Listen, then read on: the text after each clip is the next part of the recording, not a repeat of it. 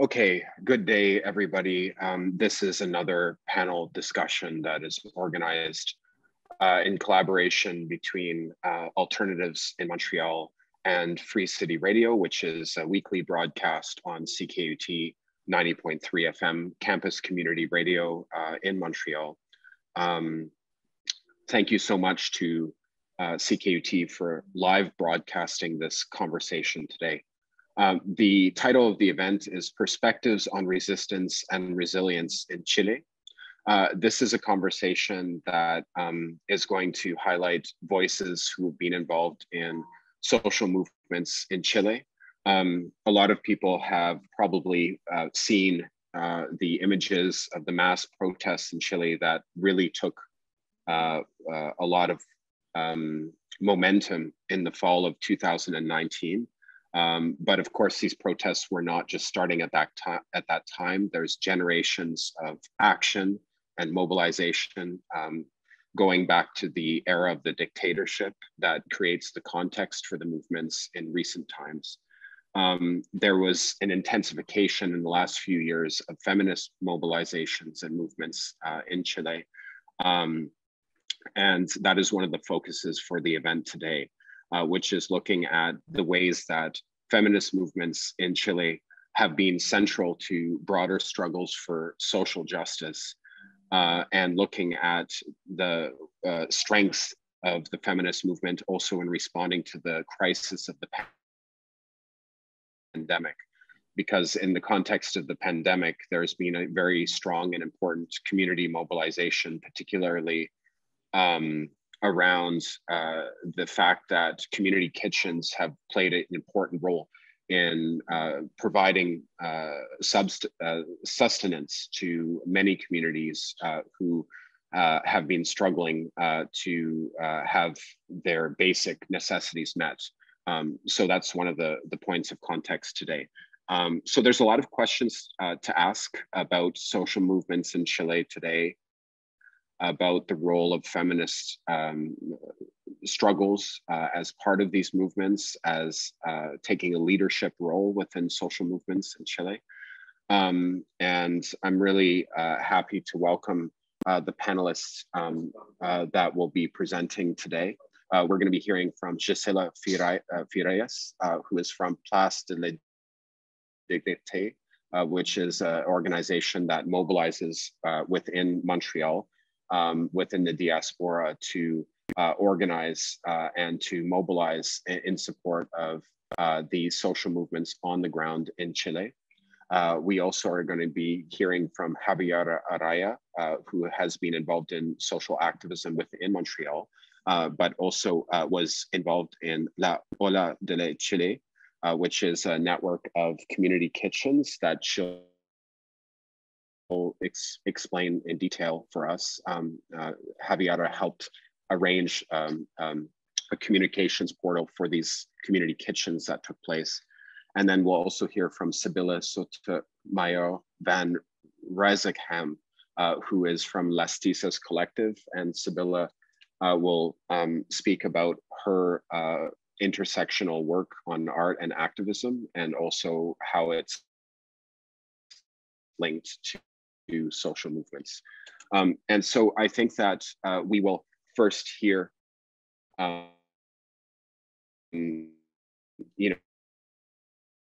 bit of presentation, and we'll have a bit of a back and forth in terms of hearing and understanding a bit of the context of how these efforts are interrelated. It's a real honor, and I think it's very exciting that we have these three voices with us today, from interlinking social movements and feminist movements across the Americas. So thank you so much to everybody for being here, and also to people who are joining the webinar or are listening live on community radio. So we'll first hear these short presentations. Javiera, I'll invite you to start, and also just want to note that Javiera was also involved in helping to shape some of the language and thinking around this event. So shout out to that, and I'll turn it over to Javiera. Thank you, Stefan. It's really a pleasure to be sharing this space with Sibila and with Gisela. What I would like to talk about today is my experience that I had last year in 2020, a little bit by accident, because I ended up spending a lot of time in Santiago without necessarily wanting to, but because of the pandemic, I got involved in Santiago, where I was and where I'm from. Originally involved with an organization called La Olla de Chile.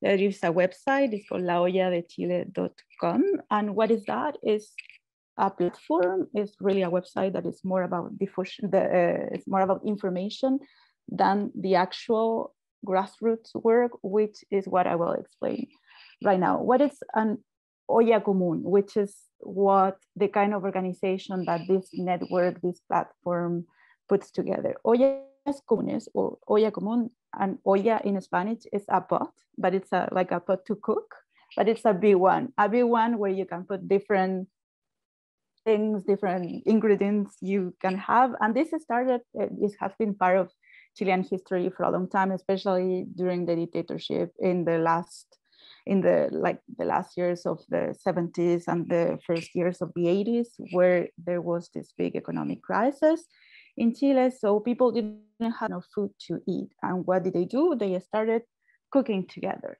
This wasn't a formal organization. This was really neighborhoods and different houses. And then you may have one house that had 2 tomatoes, another house that had potatoes, another house had beans, another house had bread. And yeah, 2 potatoes are not enough to have 1 meal for your family alone by themselves.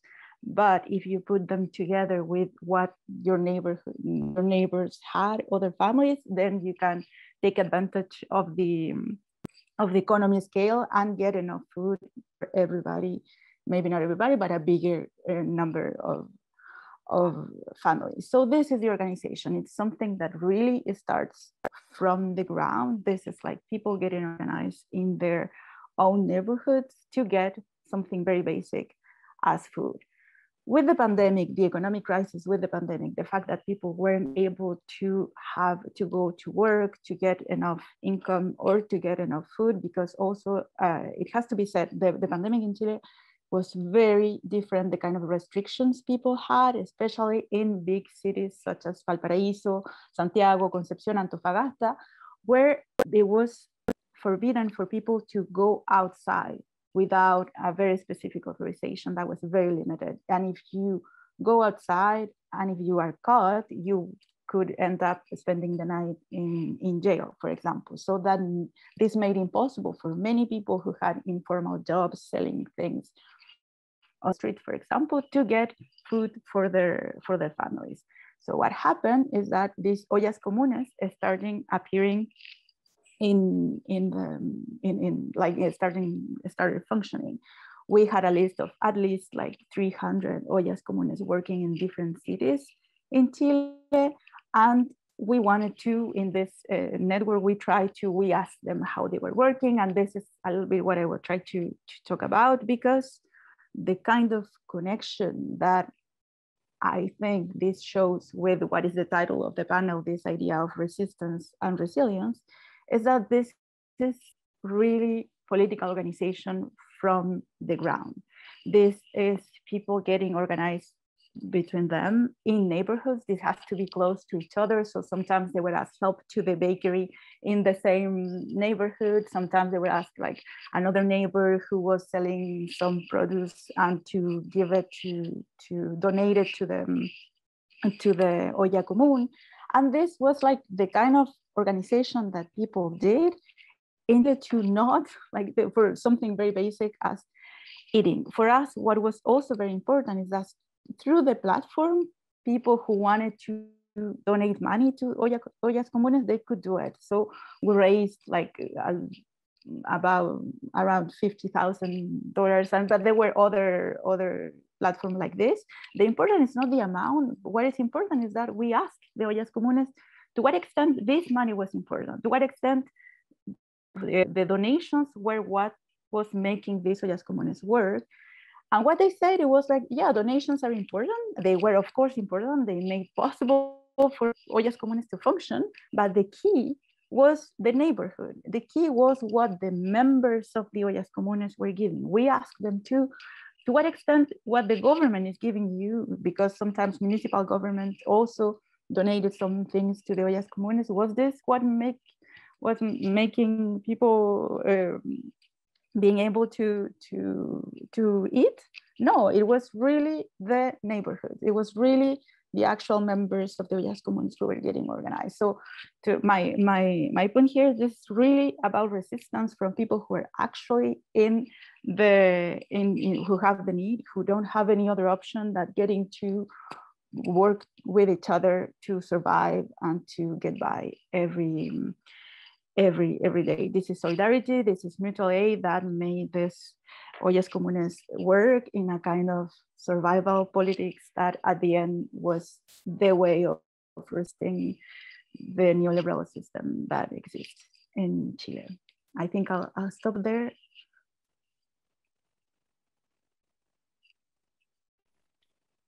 Thank you so much, Javiera, for your presentation.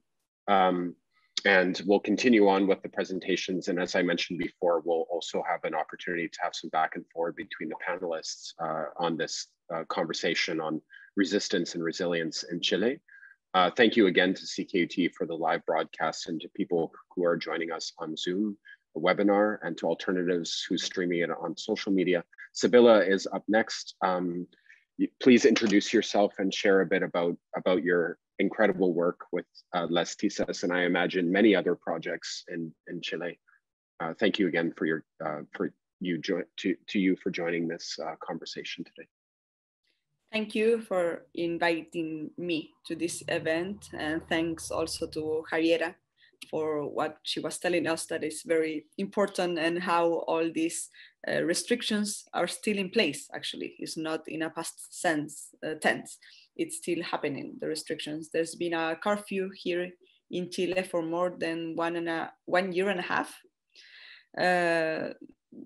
And the justification, the reasons are for our safety, but we know that it's not for our safety, and it's because it's a way of controlling the population. And of course, they need this control mostly since our spring of October 2019. So yes, and I would also like to say thank you to Gisela to be here today with us. I'm Sibila. I'm from Colectivo LasTesis from Valparaíso. I am in Valparaíso right now, here in Chile. What we do with our collective is trying to find ways of resistance, actually, against all these different forms of oppression, but from an intersectional point of view that combines all these social issues, but from a feminist perspective. And this feminist perspective is a point of view that combines the struggle of women, but also from people from the LGBTQAI+ community. This is very important for us as a collective. So every time that we make open calls, for example, for political artistic action, for performances, is always this open call to women and people from the LGBTQAI+ community. We think that we share a lot of the violence from the neoliberal system, but also from patriarchy that is everywhere. It's not only in Chile, of course, it's also in Canada and all around the globe. It is a structural system that is oppressing us, and that's our fight. And we think that this feminist point of view is actually related, really in the core of the social issues, of the social demands. Everything that we were listening in the streets in October of 2019, we think is a feminist struggle too. We don't think it's something that you can separate, really, because we think that sometimes some people try to separate, like to say, that kind of problem, like the feminist struggles or the feminist issues are from like a second category or a third one or a fourth one or a fifth one, etc. And we don't think it's like that. We think that everything is related, and that actually in feminism, from this also queer point of view, is the answer to our problems, our social, political, economical, cultural problems. And we also think that a way to resist to this is through art. And this is very important in this discussion, probably because it's doing activism, but from an artistic also point of view. So it's a feminist point of view, but it's also an artistic point of view. It's taking the languages and materialities from art and weaponize them, translated into weapons against all these systems that oppress us. And we think this is very important when you're also a woman and a queer people, queer person, that you are fighting from your body.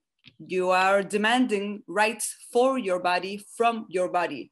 You are denouncing violence that goes through all your body and your life from your body too. Like really taking that vulnerability, but weaponizing it. Like we think that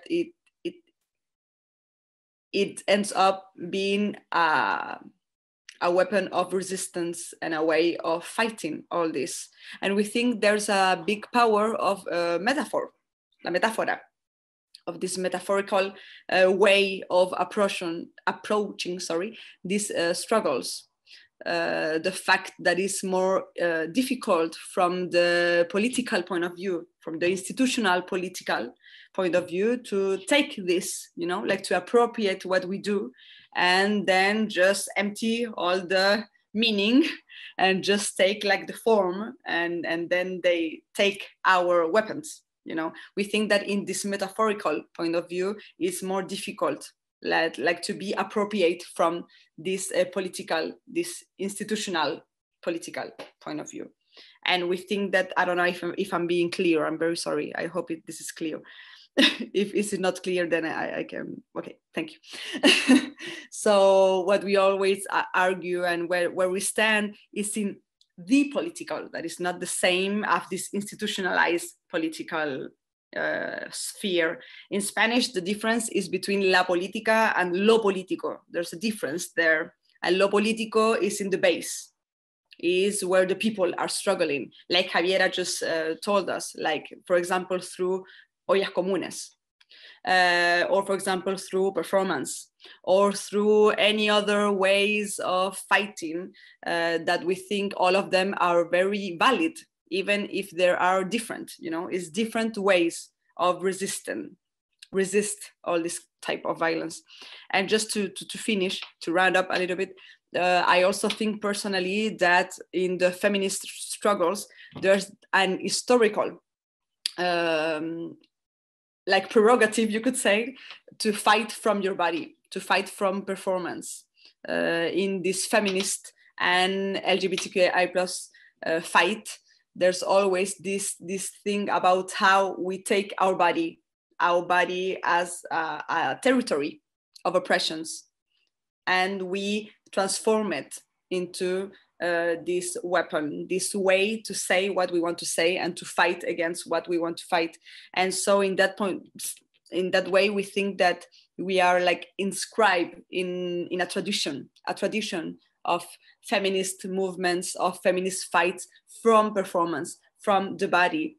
And this is a very particular way to face the political, to also activate the political from the body. And we think it's also different from a masculine hegemonic point of view. We think it's different also. It's another way to approach the political. And it is also historical. It's not something new, actually. And we really believe in that transformative power of performance. This idea that performance through body, we can really generate an impact. We can really disrupt these political spheres and these fields of power. That's a little bit like the thesis of all this. Yes.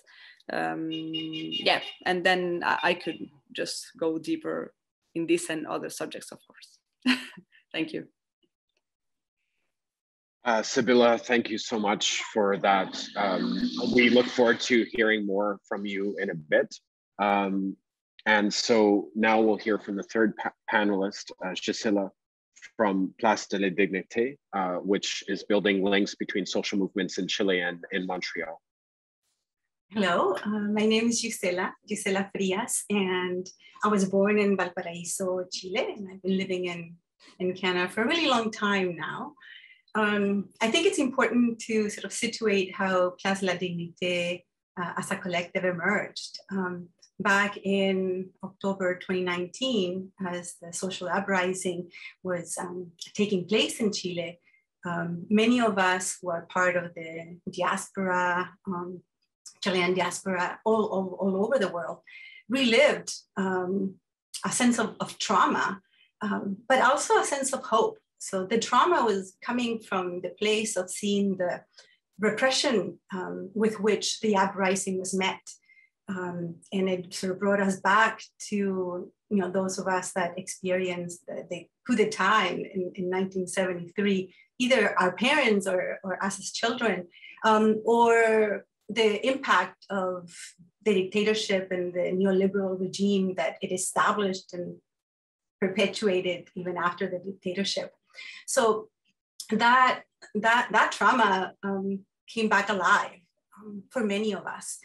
I'm happy to say that for also many of us, it didn't stop us. If anything, it put us in motion. It made us also want to be part of the movement of the uprising itself in Chile. We sort of identify ourselves as part of a territory, maybe not a physical, natural territory within Chile, but definitely one that is linked to what is happening in Chile socially and politically.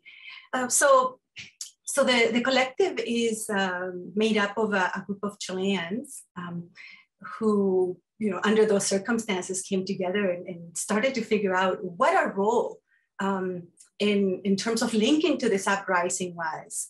So one of the first objectives that we set for ourselves was, at that moment, and sadly we have not been able to stop doing this, is to denounce the human rights violations taking place in Chile. Right? So we began, like a lot of our work at the beginning was pointing out to the oppression, to the violence with which demonstrators were met in Chile.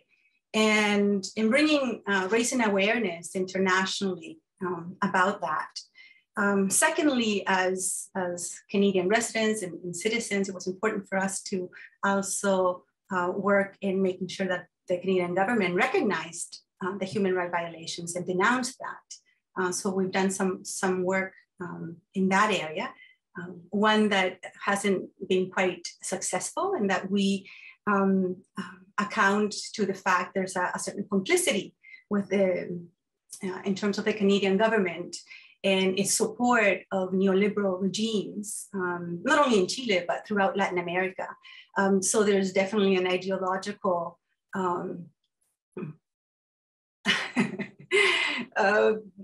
a link there, right? And more than ideological, maybe I'll speak to that a little bit later in terms of the economic benefits, right? That it means for Canada to not question the economic and political system that actually set up the uprising.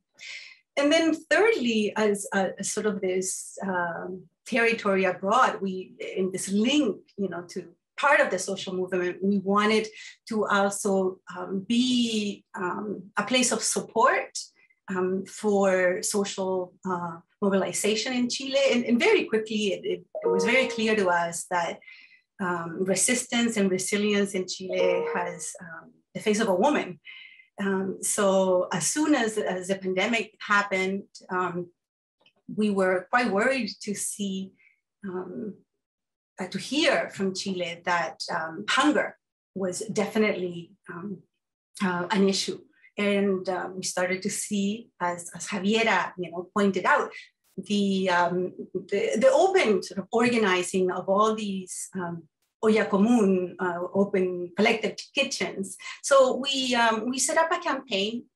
Most of the work that we do sets in raising awareness, so making sure that, for sure, the idea was not to necessarily just send money to the poor, right, in Chile, but instead work in solidarity, in support in whichever way we could, the work that women were doing all throughout Chile. We set out to even identify, figure out like who is doing these like ollas comunes.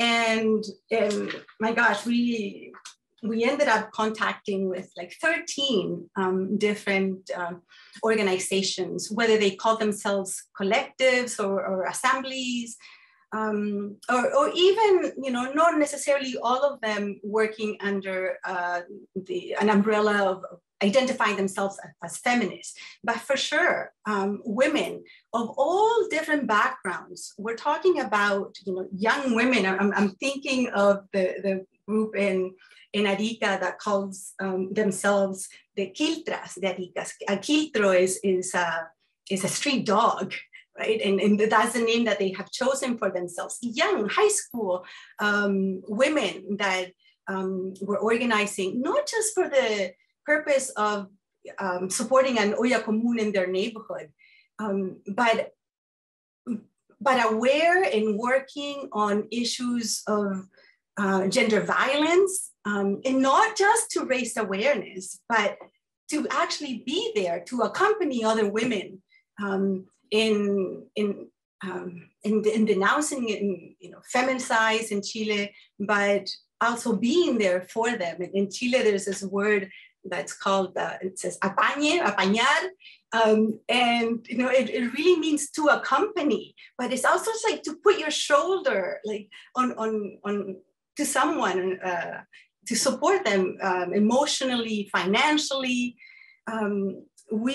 Something that we learned from the organizing of the ollas comunes is that, as I said, it was like high school women learning about, you know, gender violence, about abortion, learning about the rights, teaching even the younger generation about these issues, in such a clarity in terms of where this was all coming from, being able to talk about the patriarchy, being able to talk about capitalism, being able to identify what they were living, not as a simple poverty, but as a result of a system, right? And definitely with a banner that said, you know, neoliberalism was born in Chile and it will die in Chile. And for those of us at SARA Chile, seeing that, that was like a huge sign of hope, right? So yes, we lived trauma, but we also lived hope as we connected with all these different collectives. There's so much more that I say. I think the only other thing I'm going to point out is something else that I think is a very important work that women and feminist groups are doing in Chile right now, is working and demanding justice for all the young, especially young men that have been imprisoned throughout the pandemic. Right? So we have an important number of political prisoners in Chile right now. And it's their mothers, their sisters, their wives, the ones that are calling for action. They're calling for justice. And they're the ones also that are having to pick up in all sort of areas, you know, of their lives, their families. Something that we've done in terms of denouncing, Canada's sort of complicit attitude in terms of human rights violations in Chile is we've supported a campaign of signatures. We collected more than 1,500 signatures through a petition. We worked in collaboration with other collectives throughout Canada to demand that our government makes a clear statement. Sadly, the statement that that came back was quite weak, not much of an acknowledgement of the human rights violations, nor of how Chile profits from the neoliberal system of that has made everything in Chile an industry for trade, for export, or like foreign investment. I mean, it's no. It's very common knowledge, right, that we've got Canadian mining companies in Chile. We're talking about over 40 companies with more than 100 mining projects. And women are in the forefront of the struggles for, what we might want to call the environment or simply life in Chile as well, right? And we can't deny that links us. I'm also a teacher, so for me, it's just so important to raise awareness among our youth, among Canadians, about the links that there are between the North and the South, right? And the links that how they have been made through the neoliberal agenda, so that if change is going to happen, it's going to have to happen not only through the work that our sisters are doing in Chile, but also through our work. So working in solidarity. And yeah, I think I'm going to leave it there. Thank you so much, Gisela, and of course to Sibila and Javiera for your presentations. There's something that I saw that, at least in my ears, it linked something that is common to all your presentations, which was, it seems that the social movements in Chile, going back to the 1970s, have really existed in a global context, so that the territory is not just restricted to the nation, in quotation, like the national territory, but because of displacement and because of diaspora, like the dreams, the visions are very, of social movements, of feminist movements in Chile, are very localized and very tangible and specific, but also have this sort of inspiring global nature. And I think about, like that film, Nostalgia de la Luz, and sort of like the sort of transcendental nature of some of the ways that social movements in Chile have had to overcome such great systemic violence and carry forward despite that. And I was really excited that this panel was taking place when Chile is not like in the headlines, in quotations, but is sort of in a in-between period, just in the fact that the struggle continues outside of the headlines per se, right? And it's that sort of daily work. But I was wondering if you could share any thoughts about the idea of like the territory of struggle not necessarily being linked to just a national territory, but sort of a more global vision and sort of a diaspora that is international now because of Chile's history. The fact that, there's two panelists from Montreal, one from Valparaiso and Chile, that sort of internationalist aspect of the work.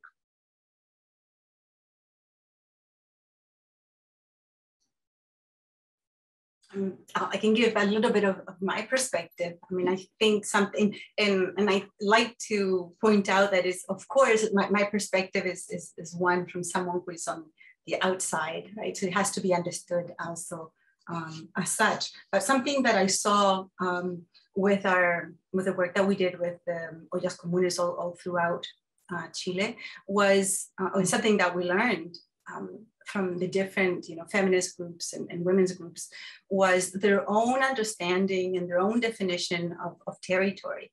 And I'm a geographer, so I was like really quite like taken by even the use of the concept of territory and of the body, as Sibila was pointing out, as sort of in how it's the body is living sort of neoliberalism in different context, right? And wherever it is that you are. And in that sense, I think that that people have taken the right to redefine what territory means. And I mean, also very much, linked to the uprising. We cannot forget to, point out that Chile as a nation, it is changing. In the uprising, you could see a lot of, flags that were not the Chilean flag, right? We're talking about the indigenous flag. So a recognition that we are an indigenous people. And that then brings in all these other issues in terms of, indigenous, say Mapuche territory, the South, and how even, women are organizing in that context. I maybe also pointing out that neoliberalism in the region has also meant that there is an increased migration into Chile, from marginalized communities from Peru, from Colombia, from Haiti, definitely shaking the social fabric of Chileans, and redefining territory. Like one of the ollas comunes that we worked with was an actual informal settlement in, trying to remember if that was in Antofagasta or somewhere up north at this moment, I'm sort of forgetting. And most of the women organizing there for the right to housing were a mix of immigrant, women, and Chilean women, sort of in solidarity with one another, fighting together for their rights. I would like to add something that I don't know if it's really related to your question, but maybe it is. That is regarding diaspora and the story of our country, and that for me at least it was very moving. Like everything that for example Gisela was telling us too, but also Javiera, all these movements from Chilean people that weren't in Chile, and how they also lived this uprising, how this resonated with people that was like far away, but was still connected. It's like, as you said, Stefan, like the territory is people too. Like like Chile between like gigantics, like okay, we're going to call it Chile, okay, for now, is more than this territory. Is our body territory, like our bodies and our stories that are also a part of this territory. So it's very, for me at least, very moving when this connection is still there. Like how we relate to everything that was happening in that moment, how we relate right now with everything that is happening right now in Chile and all the politics, that are very repressive regarding the pandemic, but also how Gisela also told it, like all the trauma and this intergenerational trauma that was moved in October. And that, of course, for people that has lived diaspora and exile, it was very, very difficult. I was born in exile. My father was in jail for 3 years. He was tortured.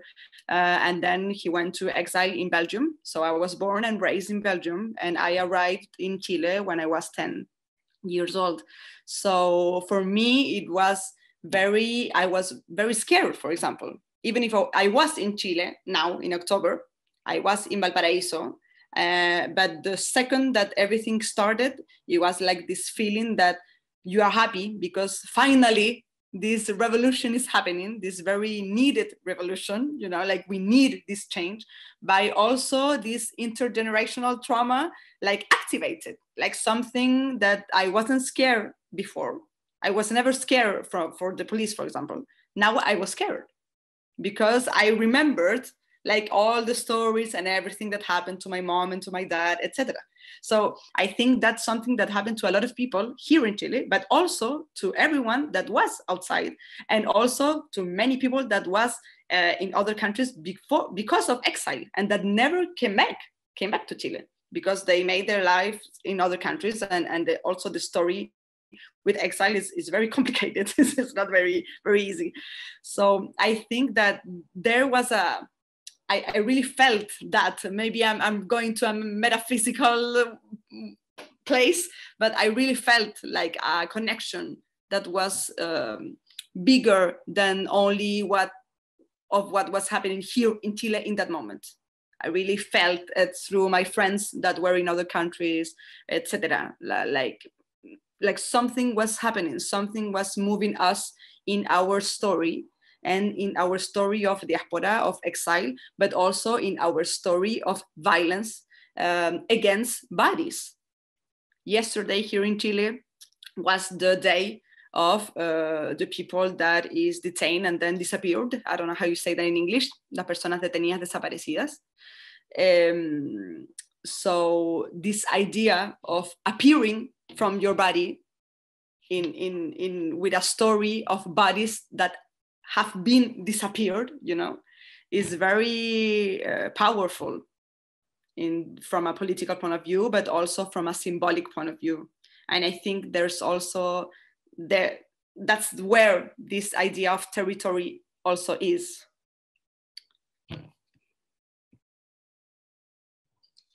I don't think there is something like specific to Chile in this idea of resistance. I think that we can see that in different places happening around the world. I know that Chilean history is more well known for some reasons, but I think that the important part, and we can I think we can see moments and actions of resistance even here. Sometimes we forget, like if someone is watching this from Chile, maybe they're gonna say, oh, they are in Canada, and Canada everything is all right. No, in poorest neighborhoods in Montreal, you can see people also organizing some kind of thing that looks like an oil común, because that's the only way to have enough food to eat. So to me, what's important is not that much the national whatever border we would like to give it, but rather this idea of connecting to each other, of linking people, of getting to establish relationships, like the what Sibila was saying also about this feminist, or Gisela too, feminist way of caring for each other. Like ollas comunes are a first way of caring of your neighbor, even though maybe your neighbor is not that nice to you. You don't want your neighbor to die, so you're gonna do something so you get to survive. And that's bodies, that's the first act of resistance in a place where you're told that the only way that you should deserve to be alive is that by working 60 hours at some awful company that's going to use all your labor. The first act of resistance is saying, I'm not gonna die, I'm gonna survive, I'm gonna have enough to eat, I'm gonna exist. My body is gonna be still there, and maybe eventually in a protest like one that we saw in November in Chile, like where 3 million people were on the street in a country of 15 million people. So it's more about this idea of connection, and it's also connection that connects histories. Like we have, after the whole uprising, there is a new constituent assembly right now in Chile functioning and like drafting a new text for the constitution, and the president of the assembly is now an indigenous woman. And the first thing that she said, the first like speech she gave was, we're gonna have this assembly, and she mentioned the murdered indigenous children in Canada. So that's connection. That's two people who live like in very different opposite parts of the earth, of planet Earth, who went through the same kind of oppression, awful things. So this is like genocide in Mapuche, in genocide, indigenous people in Canada. So it's really this idea of connecting that I see it very, and I would like to hear Gisela and Sibila about that, like very feminist way of connecting things, like experiences that are common to different people in the world and that are about surviving, like the minimum, this idea of dignity too, like, and maybe Gisela can tell us about why the collective is called Place de la Dignité, like this idea of we want dignity, we want something that is still it's something that is minimum. It's not about like, oh, we women, we want better salaries. This is not, we want like dignity. We want to have like at least a little bit of healthcare. We want to have pensions. We want to have like a little bit of something that just enough to be dignity. Not even rights, not even equality. Like the demands in Chile are really for dignity.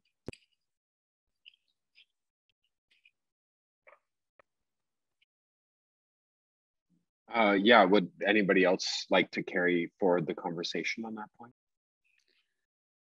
I wanted to add something. I just wanted to add something regarding this relationship between Canada and Chile. That also another of our struggles are regarding extractivism, like this idea that these colonial ways have not ended really. There is not an after, it's still happening.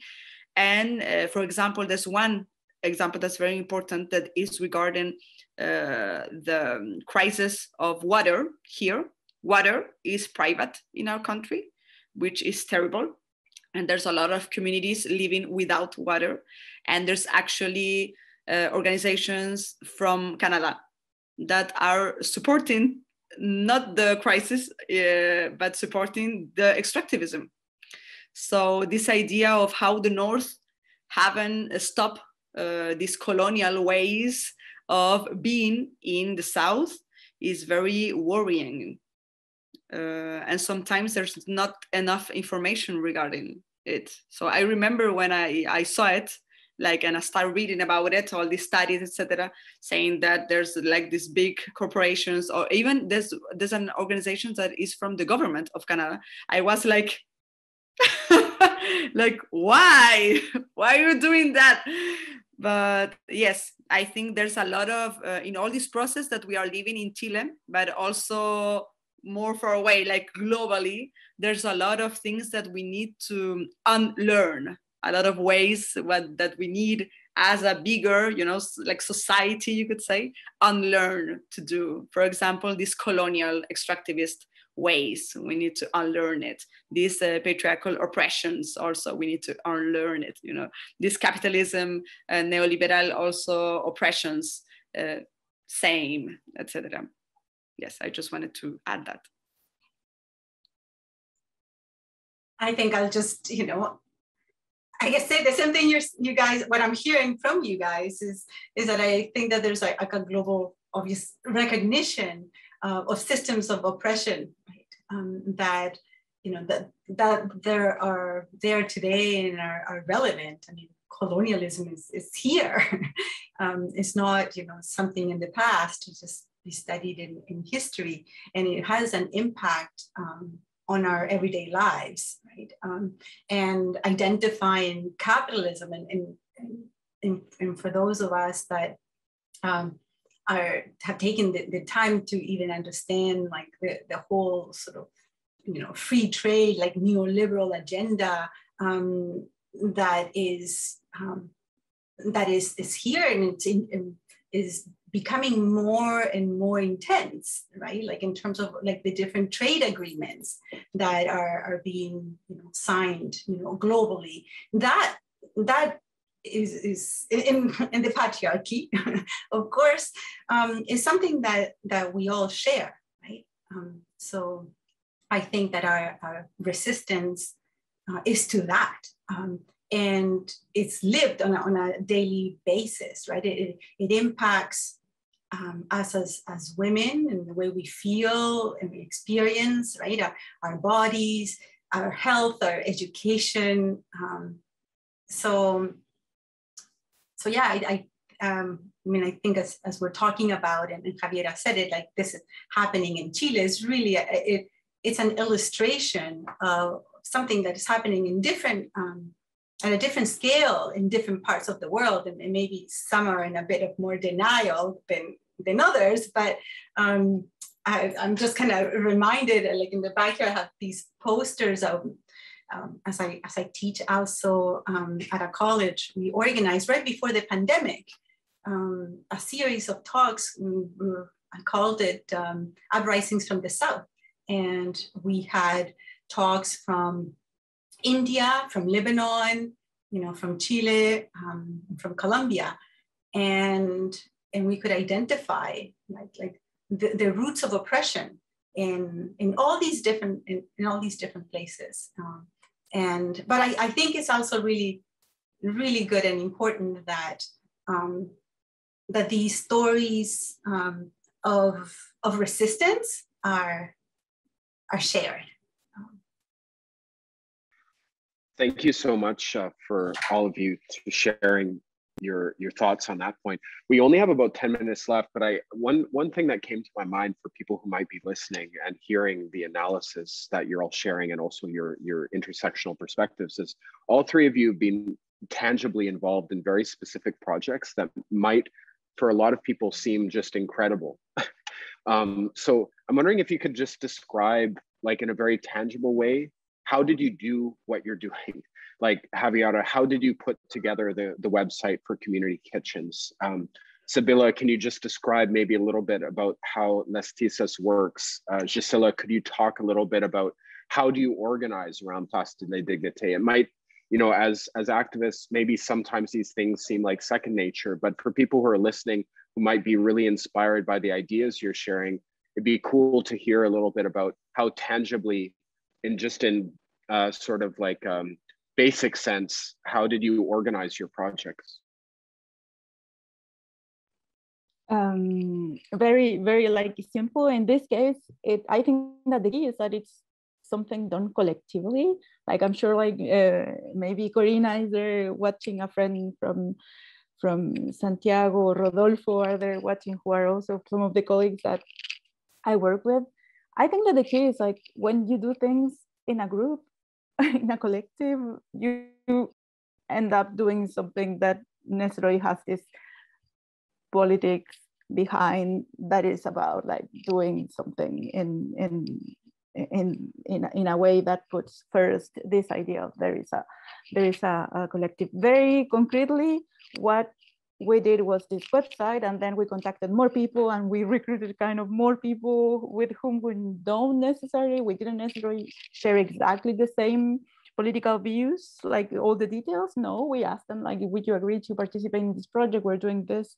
This is the objective. And many people say, yeah, I would like to help making calls. I would like to help organizing WhatsApp groups. I would like to help writing things. I would like to help drawing. There was this big drawing contest about with drawings that represent what Ollas Comunes do. So that was another option, very practical and very kind of concrete work that someone needs to do, and it's not necessarily the same that we see in all these other movements that are about like visibility and advertisement. This is really about work that is done on the ground, and that is not always very pretty, that is not always very sexy, but you end up like writing emails or writing or making calls. And in this case, it was about like contacting Ollas Comunes, talking to people, sometimes for a long time, sometimes for a short time, and writing things. And yeah, most of the time very boring, but necessary.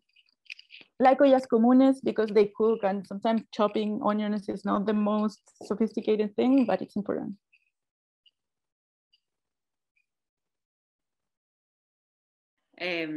From Colectivo LasTesis, I don't want this to sound like I'm happy to be like to, I don't know how you say it in English, precarizar el arte. If someone can help me. Like making precarious the art? Yes, making art or an artist precarious. I don't want this to sound a little bit like this, but that's a little bit like the reality. Being an artist in Chile is very difficult. Generally, you work in many other things, you know, you have like different works and jobs that you also enjoy sometimes, and sometimes you don't.